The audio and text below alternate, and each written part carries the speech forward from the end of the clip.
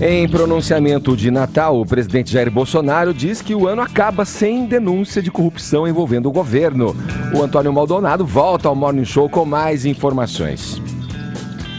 Para o presidente Jair Bolsonaro, 2019 foi um ano especial de algumas conquistas. A avaliação faz parte do balanço do primeiro ano de governo, feito ao lado da primeira-dama Michele Bolsonaro, durante a mensagem especial de Natal deste ano. No pronunciamento exibido em cadeia aberta de rádio e televisão, Bolsonaro afirmou que o governo mudou e que hoje o país tem um presidente que valoriza a família, respeita a vontade do seu povo, honra seus militares e acredita em Deus. Estamos terminando 2019 sem qualquer denúncia de corrupção. O mundo voltou a confiar no Brasil. O viés ideológico deixou de existir em nossas relações comerciais. Bolsonaro também relembrou o atentado sofrido durante a campanha eleitoral, ainda no ano passado, e agradeceu a parcela da população que o conduziu à presidência da República. Durante o pronunciamento, ele destacou algumas realizações do primeiro ano de mandato. Os números positivos da economia, a queda dos índices de criminalidade, o aumento significativo no número de turistas, o 13º salário do Bolsa Família, o sucesso do Enem e do nosso agronegócio, a Lei da Liberdade Econômica e as obras feitas pelos batalhões de engenharia do Exército bem demonstram os novos rumos do Brasil. A primeira-dama Michele Bolsonaro finalizou a mensagem desejando Feliz Natal e pedindo um Brasil mais justo, mais inclusivo e mais solidário para todos. De Brasília, Antônio Maldonado. Tá aí, vamos lá. Mais uma matéria do Maldonado com a gente aqui. Eu passo a bola para o Fernando Conrado, que está com a gente no Morning Show, comentando via Skype. Ô Conrado, que balanço você faz aí desse primeiro ano, acompanhando aí um pouco, um trecho dessa fala natalina aí, né, de fechamento do ano do presidente Bolsonaro? Esse foi um ano extremamente positivo para o país, né? Depois da crise que nos amassou aí, de 2014 até 2019, o Brasil começa a fulgurar novamente. O que a gente enxerga esse ano são 1 milhão de novas vagas de emprego, comparado com o ano passado, foram 350, né? Olha que coisa maravilhosa. O Brasil hoje é o 4º país do mundo com maior investimento estrangeiro. É Estados Unidos, China, França, e o Brasil vem em 4º lugar. Nós temos hoje aí juros reais negativos no Brasil, que faz com que os investimentos não trabalhem mais com esse capital financeiro, que não seja só banco ganhando dinheiro em cima dos juros pagos pelos brasileiros, mas sim vai valer mais a pena para os investidores colocarem seu dinheiro em negócios, né, em abrir novos negócios. O Brasil sendo também bateu recorde na abertura de empresas, bateu recorde na produção em super safra, bateu recorde. Para mim, o principal indicador que a gente tem no Brasil hoje, cara, é a queda dos homicídios, né? A queda da violência, são vidas poupadas. Então, ao meu ver, o governo Bolsonaro foi extremamente positivo nesse primeiro ano aí, e esperamos que agora, com as melancias se arrumando no caminhar da carruagem, que nós tenhamos mais vitórias nos anos seguintes, né? Graças a Deus. Né? E aí, Adris? Eu endosso 99% do comentário do Fernando, né? Quero saber 1% que você não endossa. Calma, daqui a pouco eu vou chegar a ele. A gente tem PIB em alta. Eu não lembro de um começo de governo tão auspicioso e tão promissor, com números tão concretos como esse. 22% de redução de homicídios, 44% de redução de crimes nas 5 maiores cidades do país. Você tem PIB em alta, você tem juros em baixa, você tem 1 milhão, como bem disse nosso Fernando, de empregos criados, inflação sob controle, aceno a privatizações para desburocratizar, desinchar a máquina do Estado, que é sempre bom, eu acho bom lembrar isso. O que causa corrupção, principalmente além do caráter das pessoas, é a possibilidade de corrupção que dá exatamente um Estado inchado. A gente tem pela primeira vez um governo realmente, visceralmente liberal, que quer privatizar até os palácios lá do Planalto, eventualmente. Não há, até o momento, uma única denúncia frontal de corrupção sob o governo central. E aqui eu faço exatamente o meu pequeno reparo. O Bolsonaro diz que cortaria, inclusive, na própria carne. O único problema, a única pequena sombra que gera nesse governo é exatamente, infelizmente, o seu filho, as denúncias que pesam sobre o seu filho. Até esse momento, até a questão do advento que a gente comentou aqui do juiz em segunda de instrução, de garantias, não havia nada que corroborasse algum tipo de leniência em relação à corrupção da parte do governo federal, além, a despeito, claro, do silêncio do Bolsonaro sobre a prisão em segunda instância, em que ele não disse nada, que eu achei muito suspeito, depois da suspensão das investigações do COAF.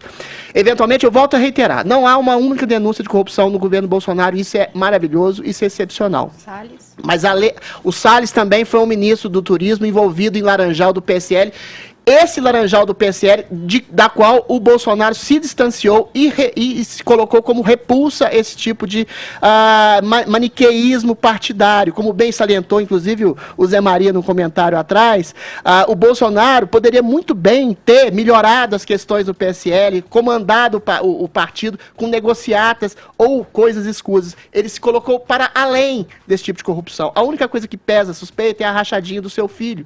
E aí é uma questão de dilema shakespeariano. Vamos ver até que ponto o Bolsonaro vai se distanciar da suspeita de um filho, porque é uma questão familiar. Agora, no governo, os números são soberbos, a questão ética no governo central é soberba, é impecável. Eu daria 8,5 para além do 7 que o Bolsonaro tem. O 1,5 que eu não dou é por causa do Flávio. Então, quando vocês colocam isso e apontam essa questão poxa, parece que é lógico, né? É uma questão tão óbvia você não se deixar corromper, né? A gente fica, olha, não teve como se fosse natural. E realmente era, né? No Brasil, enfim, ainda em vários casos é natural que as pessoas acabam sendo corrompidas. A estrutura do Paulinha poder é corrupta, então, é que vários nomes chegam com essa pecha ali pesando sobre si, né? O Marcelo Álvaro Antônio é um ministro que está lá ainda. Ele continua como ministro do turismo, é um cara envolvido em uma série de irregularidades, não só durante a campanha. As quais o Bolsonaro se distanciou e defenestrou. Então, mas deveria ter destituído do cargo uma figura como essa. O próprio Ricardo... ao governo, o próprio Ricardo Salles, que a Paulinha falou, vem com essa questão também, envolvendo atos ilícitos aqui enquanto secretário de Estado de São Paulo. O filho, um outro nome que pesa aí. Não é do governo. Não é do governo, mas, entenda, faz parte de uma prática que pode resvalar no presidente, sim. Não, mas não é culpa do presidente. Se um filho teu não, denunciado como corrupto... Não. O filho é filho. Possível. Agora, as manobras que ele possa ou não fazer, como até você estava criticando há pouco, para defendê-lo, Vocês isso é uma coisa. Mas os ministros são por indicação dele. Mas eles não cometeram corrupção dentro dos cargos aos quais eles estão né? exercendo. Mas você estão sendo investigados. Deixa eu ouvir o Você não Fernando. pode defenestrar todo mundo que tem uma investigação, Então, ainda mais no país, tem uma estrutura extremamente não é complicada. 0%. Então, né? Não, do governo não, nenhum tipo de corrupção.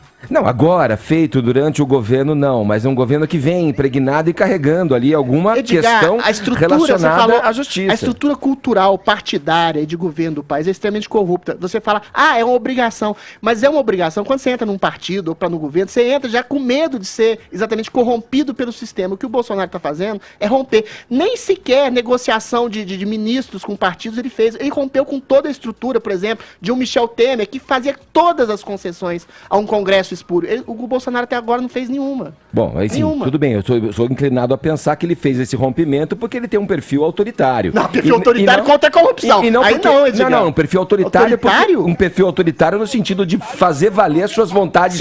As suas vontades. Ser democrata é ceder chantagem corrupta do Congresso?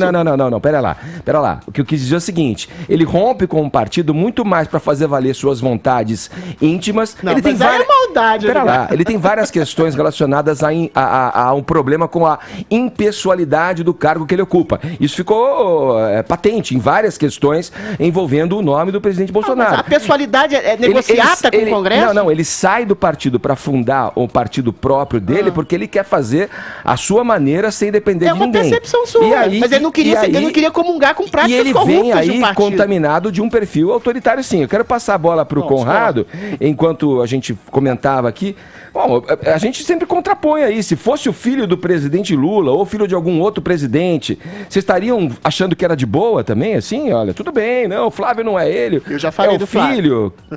Vamos lá. Não, uma coisa que me leva a perguntar é por que eu não vejo nenhum social-democrata nas ruas pedindo a prisão em segunda instância, né? Porque o Flávio Bolsonaro vai ser beneficiado por essa mesma ladainha da segunda instância.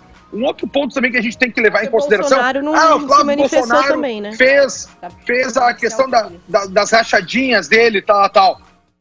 Por que não tem ninguém da esquerda lutando contra as rachadinhas? Porque todos também fizeram. Esse governo, para mim, ele é menos corrupto que os outros. Eu não estou dizendo que ninguém é santo. Na política não tem ninguém santo. Tem todo mundo com as mãos enfiadas até os cotovelos aí, e na N no sangue, como diria o Jean-Paul Sartre, né? O que a gente tem que levar em consideração é que os números são muito positivos. Diminuiu a corrupção? Diminuiu. Se o filho dele vai ser vinculado ou não, se os outros... ministros que estão trabalhando no governo hoje dele tinha alguma coisa de corrupto, óbvio que o nosso sonho é que a gente viva no mundo onde a corrupção não exista, mas na realidade o governo, como ele vem agindo, não tem nenhum caso espontâneo disso, né? Senão a gente já teria toda a mídia martelando nesses pontos. E o que a gente teve, sim, é o turismo galopando no Brasil hoje, com milhares e milhões de turistas novos chegando aqui, sem visto, sem nada. E a gente tem o nosso ministro do Meio Ambiente lutando para que a gente tenha um meio ambiente melhor direto na causa poluidora, que são as grandes cidades. Então, eu acredito que o governo em si foi um ano muito positivo, e quem quiser se iludir que não existe corrupção no governo pode se iludir, mas eu não sofro desse meio de ilusão aí. Eu acho que se tem corrupção, deve ter, mas deve ser menor. E eu penso bem assim, tipo, eu não acredito que vou pro céu, tá? Eu acho que os vermes vão comer nossa carne e a gente morre. Mas a minha mãe dizia que quando a gente for pro céu, a gente tem duas sacolinhas lá. Uma das coisas boas e as outras das coisas ruins, tá? E aí se pesar melhor das coisas boas, tu entra no céu. Eu acredito que o governo aqui, sopesando as duas sacolas, é extremamente cheia a sacola das coisas boas e levemente, ele com uma pedra ou outra, a sacola das coisas ruins. Então, ao meu ver, foi um grande ano para o governo Bolsonaro aí, e espero que siga assim e que a gente siga ao menos aí mais uns 3 anos sem ter nenhuma denúncia forte de corrupção no governo, que a gente mais quer ver. Vamos ver agora. Vamos lá. Vamos ver o ano 2, vamos ver, né? Continuaremos vigilantes.